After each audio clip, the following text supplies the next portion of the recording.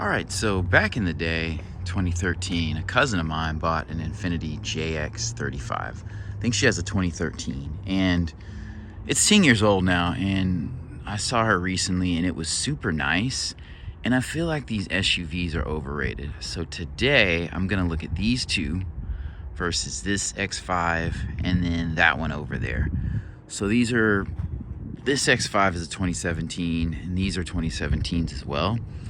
And I'll make this brief. One thing I love about the Infiniti is that it has a naturally aspirated engine, a Nissan V6. And to me, these SUVs are heavy, so they're not gonna get great gas mileage, but this one is nice. Stepping in, again, this is 2017, so it's 6 years old. I mean, this is pretty standard Infiniti Nissan setup. You do have a dial here, you have heated seats here. You have a CD player. That screen's not bad. This interior looks pretty good. This leather is comfortable. It's a little bit more firm than, you know, American or domestic makes, but the doors are solid. This is soft touch. This is soft touch. This inlay is nice. I like the metal trim here. And these doors, you know, they close pretty solidly.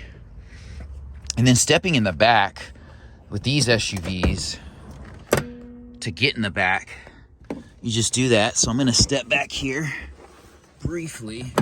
It's not the most comfortable to step up in, but we'll do it. So, I mean, there's not a ton of room back here, but you know, I could ride back here for like 2 or 3 hours.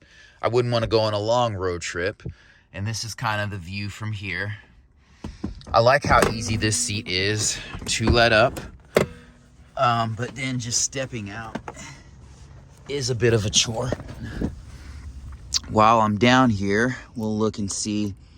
So this SUV has 18-inch wheels. They don't look bad. You have a metal plate here.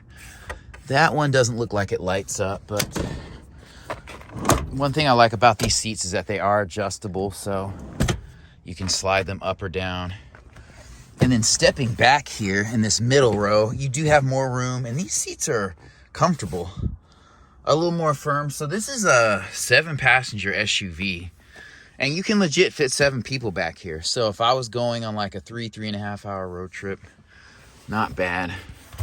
Double map pockets here, which is interesting. The door setup is the same, but we'll look at the other one, see if I like it a little better. So here's kind of a view of, I mean, the steering wheel's nothing special, but it's a simple layout. Ease of use is there. You don't have a digital dash, but you know, you have a center display that's digital and analog gauges. And again, I do like the metal trim on the doors. And then stepping back, the tailgate is automatic, which, you know, on a luxury SUV is a given. Looking back, to fold these down, you can lift this, or you pull this back to let this guy down, and then push the seat down. You do that. Just want to see what it looks like with the seat down. So, pretty good room back here. I mean, I really like these SUVs, and I feel like Nissan is going to be more reliable and less, you know, required maintenance than the BMW. But we're going to establish a good baseline with this second one. So I like this one better because I like the cream interior. I like that the floors are dark though, so you don't have to worry about the floors going bad. I'm not going to hop in the back, you already know, but you know, I do like the perforated leather here. These are nice. This is well tinted. This too is a 7-seater SUV. And this is a 2017 as well. You got the metal trim here. Obviously that's plastic, but again, you have accents in the mirrors here. And it does have Nissan's tried and true 3.5 liter. So yeah, it's pretty much the same setup.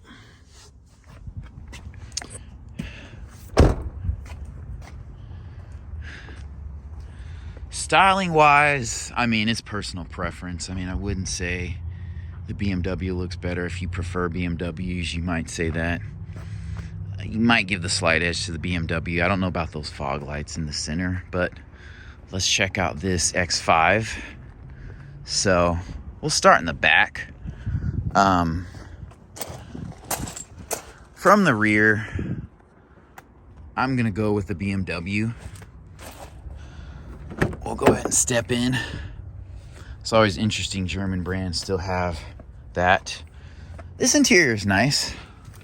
You know, hopping in, same setup. You have a mix of analog and digital. Push button start, obviously. Yeah, I mean, this is pretty straightforward, but, you know, this kind of scroll wheel and this stuff, it's not bad. I mean, this is a typical BMW cockpit. It doesn't feel as roomy in here. This SUV feels a little bit more narrow, but I would say this is probably a better looking interior, and the sunroof is much larger. Looking in the back, I mean, I would say the seats are a wash.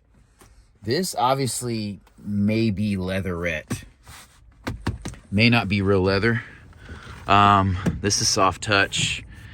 You don't have metal accents on these, but you have a metal accent here.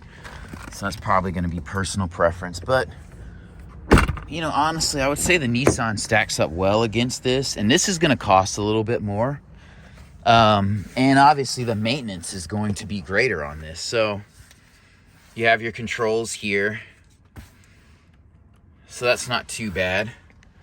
Sorry about the dim lighting. You do have shades in the windows here, so that's a little bit different. And you have a mid-range and a tweeter there. So yeah, these seats, I would say these seats are maybe not as comfortable as the Infiniti. And this SUV does not have a third row. So, but you do have a metal plate down there. All right, and so this is a 2017, and it does have a naturally aspirated engine. Now, I'll put the horsepower figures down below so you can see the comparison for those, but they're pretty similar to the 3.5 liter V6 and the Infiniti. And these are 20-inch wheels, so these wheels look nice. They look a bit better on the road. The ride is probably going to be a little bit more harsh, but again, that's going to be more maintenance on a BMW V8. So we'll take a look at this X5, see if I can get the back hatch opened in it. And this one does look more nice. I think this one has to do with color, but again, I think it's going to be personal preference, but definitely the sunroof affords you more light coming in and looks a lot better. You don't have the second row. I think they reserved that for the X7, but and these seats are comfortable. Maybe not as comfortable as the Infiniti, but I don't think they look a whole lot better. Obviously, this is push button start. You would hold the key here if it was dead. This screen's not super huge, but I feel like the design of this cabin is a little bit better. That's not real wood, but and you don't have metal accents here again, but this is soft touch. The doors do close solid. They sound a little bit more solid than the Infiniti. We'll come around here and see if we can. Okay.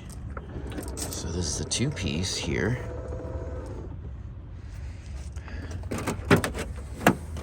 So that's interesting. So this is a smaller SUV. And you do have some storage under there, which is neat.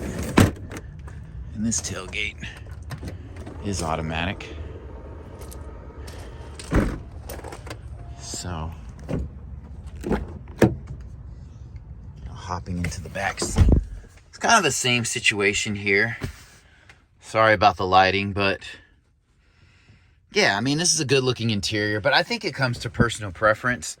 This one's nicer, but you don't have the space that you have in the QX60, but the sunroof, you know, is a little bit better.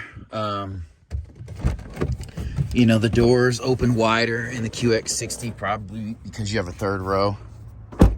So, I don't know. The conclusion is it comes down to personal preference, honestly. And, you know, we'll go ahead and throw in a 2020 MDX, because why not? So this is a 2020 Acura MDX. This is a midsize SUV. This also does not have a third row. Hopping back here, I mean, these charge ports are great. This is good. Yeah, these don't look as good as the BMW. I mean, this is a 2020 and it does not look as good. The refinement's not there. This is a smaller sunroof. The doors look good. It's just not as curvy. I mean, you do have two displays here, but that is kind of old school with that stack. And I know Infiniti and Acura kind of keep those up, but I mean, these seats are firmer than the BMW. I mean, if I had to go with one, I don't know. I don't know. I'd have to drive these to really know. But just based on interiors, my favorite is going to be the BMW. Second is going to be this guy with 20-inch wheels. So these are 20-inch wheels on this Acura. We'll go ahead and hop in. This door is pretty solid.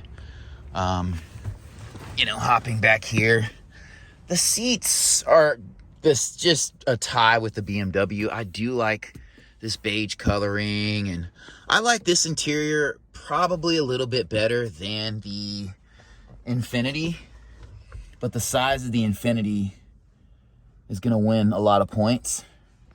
This one too has a naturally aspirated 3.5 liter engine, so none of these engines are going to be super strained. And looks wise, I think it's personal preference. BMW looks good. I'd probably say these two have a slight edge over the Infiniti. I mean, this Acura is pretty much the same size as the X5.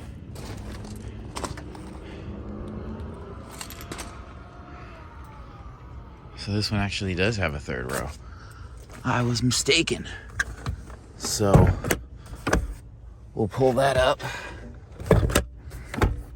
Yeah, I mean, that's like no room. Literally no room. I mean, you have some storage down here, but yeah, this thing, as far as the rear of the vehicles, I'm gonna go with the Acura over the BMW. So I do not, oh, those are real exhausts, so that's pretty dope. I like the wheels on this vehicle. I think they all have great wheels, but let's see about getting into this third row. See how that works. Okay, so there's a button on the back of this chair, and I'm not even gonna get back here. I mean, there's not that much space. This is basically gonna be for a child to get back here. I mean, I can already tell that's gonna be a chore. I like the button on the back of the seat. That's pretty neat, but I would say if you're going for a third row, these doors are solid. I would go with the QX60. And then if you did need a third row, I would probably do the Acura or the BMW. Just depends on personal preference. I prefer these buttons over that wheel, but